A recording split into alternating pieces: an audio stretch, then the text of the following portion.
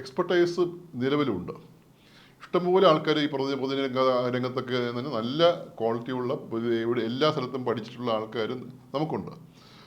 Engineering രംഗത്തുള്ള ആൾക്കാരുണ്ട്, management രംഗത്തുള്ള ആൾക്കാരുണ്ട്. ഉദ്യോഗസ്ഥർ പലപ്പോഴും അവരുടെ ഒപ്പീനിയൻസ് പൊളിറ്റിക്കൽ ഒപ്പീനിയൻസിന് അനുകൂലമായി നിൽക്കാൻ വേണ്ടിയിട്ടുള്ള ശ്രമം നടത്തുള്ളൂ. കാരണം അവരുടെ കരിയറാണ് അനുവദിക്കുന്നത്.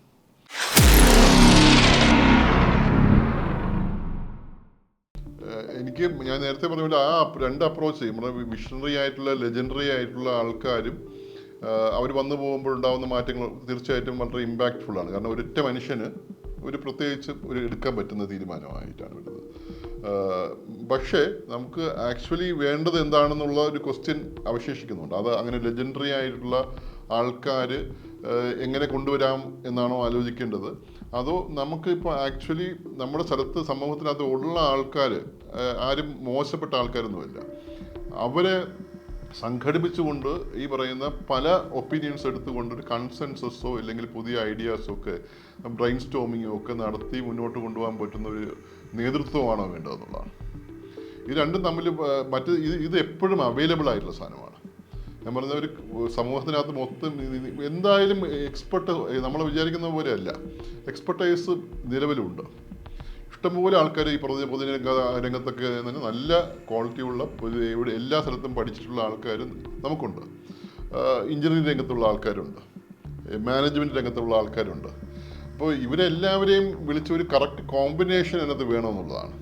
അറ്റ്ലീസ്റ്റ് ഒപ്പീനിയൻ സീക്കിംഗ് എങ്കിലും വേണമെന്നാണ്. അപ്പോൾ അങ്ങനെ അത് മാത്രമല്ല, അതിനകത്ത് പൊതുജനങ്ങളെ ഇടപെടേണ്ടതാണ്. ഡെമോക്രാറ്റിക് ആയിട്ട് ഇവരെ എക്സ്പെർട്ടൈസ് മാത്രമല്ലല്ലോ, പൊതുജനങ്ങൾക്ക് അവരുടെ അഭിപ്രായങ്ങൾ പറയാനില്ലേ, അതും ഒരു എക്സ്പെർട്ടൈസ് തന്നെയാണ്. അപ്പോൾ വിവിധ രീതിയിലുള്ള എക്സ്പെർട്ടൈസിനെ ഒരുമിച്ച് കൊണ്ടുവരുന്ന ഒരു സംഘാടകൻ ആയിട്ട് ഒരു സർക്കാർ മാറേണ്ടതുണ്ട് ഈ അവസരത്തിനകത്ത്. അല്ലാതെ നമ്മൾ ലെജൻസിന് വേണ്ടി കാത്തു നിൽക്കുന്ന ഒരു സമൂഹമായി മാറുന്നത്.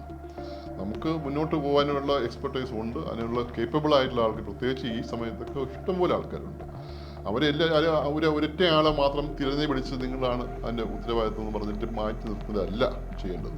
മറിച്ച് എല്ലാവരുടെയും ഒപ്പീനിയൻസ് കേൾക്കാനും അത് സംഗ്രഹിച്ചിട്ട് ഒരു വർക്ക് ചെയ്യുന്ന ഒരു പരിപാടിയായി മാറ്റാനും അത് സംഘടിപ്പിക്കാനുള്ള നിരന്തരം ഇവരെയൊക്കെ ഈ പറഞ്ഞ ഒരു ചർച്ചയും സംവാദവും ഒക്കെ സംഘടിപ്പിച്ചുകൊണ്ട് അതിനകത്തുനിന്ന് വരുന്ന ഒപ്പീനിയൻസിനെ എല്ലാവരും പറഞ്ഞ് മനസ്സിലാക്കിയിട്ട് ജനാധിപത്യപരമായ തീരുമാനം എടുത്തുകൊണ്ട് മുന്നോട്ട് പോകാൻ പറ്റുന്ന സംഘാടകരായിട്ട് നമ്മുടെ പൊളിറ്റിക്കൽ രംഗം മാറും. അതിനകത്ത് പൊളിറ്റീഷ്യൻസായി നിൽക്കുന്ന ആൾക്കാരും ഈ രംഗത്തു നിന്നുള്ള ആൾക്കാർ വേണം.